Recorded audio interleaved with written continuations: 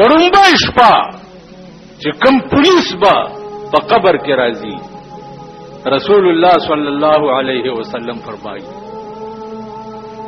بے دینه سړی ته په داسې شکل کې راشي چې دی ورته وګوري نو زړه د خولې نه بار وځي،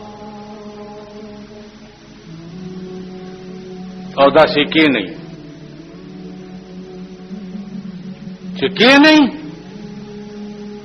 نو د رسول الله صلی الله علیه وسلم تصویر ورته وخی، ورته وای ما كنت تقول في حق هذا الرجل، د دې سړي متعلق دی دنیا کې څه عقیده وه، دی چې ورته وګوري نو دی به وایي چې ها ها لا ادري والله که زه خدای پیژنم، دا پیژنې دا څوک دی والله که دی خو زه پیژنم. اوس چې د الله په دربار کې او د الله د پولیس په مخ کې ته ووایې چې زه رسول الله نه پیژنم، ستا به څه دي؟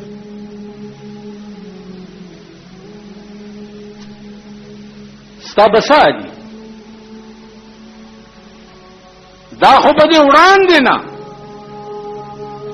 د رسول الله صلی الله علیه وسلم تمام نقش و نگار آپ په زړه کې لیکلې چې داغه خوله څنګه وه، داغه غاښونه څنګه وو. اوس زه تاسو نه دا جومات کې چې ناست دي تپوس کوم د رسول الله صلی الله علیه وسلم غاښونه څنګه وو؟ ویلی شئ څوک؟ داغه پوزه څنګه وه؟ سترګې څنګه وې؟ د سر ویښتې څو قسمه وو؟ ویلی شئ څه؟ لاسونه یې څنګه وو؟ په لاره تللې څنګه وو؟ لباس یې څنګه وو؟ پټکې یې څنګه وو؟ څادر یې څنګه وو؟ د چهرې بناوټ یې څنګه وو؟ دا نقشه به دې زده کړي او په دې نقشه به مینې. اوس ته چې د کوم سړی نه پیژنې او دغه فوټو درته څوک وښیي ته به ووایې چې دا پلانی دی، وایي ټول سم وایي، ما ستړی کوئ ما. کوم سړی چې ته نه پیژنې او دغه فوټو درته څوک وښیي نو ته به ووایې چې دا پلانی دی، او چې پیژنې او فوټو درته څوک وښیي نو څه به وایې چې دا پلانی دی.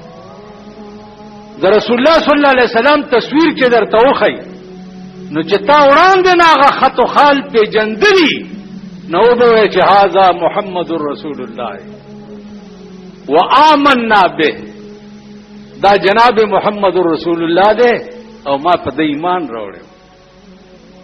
نو ملایکې به ورته وایي صدقته، ته رښتیا وې، مونږ ته وړاندې نه پته وه چې ته به همداسې وې.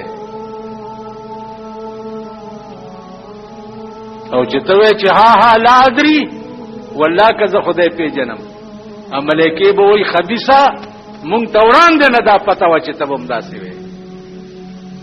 نو په دې قبر کې بیا په عذاب مقرر شي یا په لړمان مقرر شي تر قیامت پورې،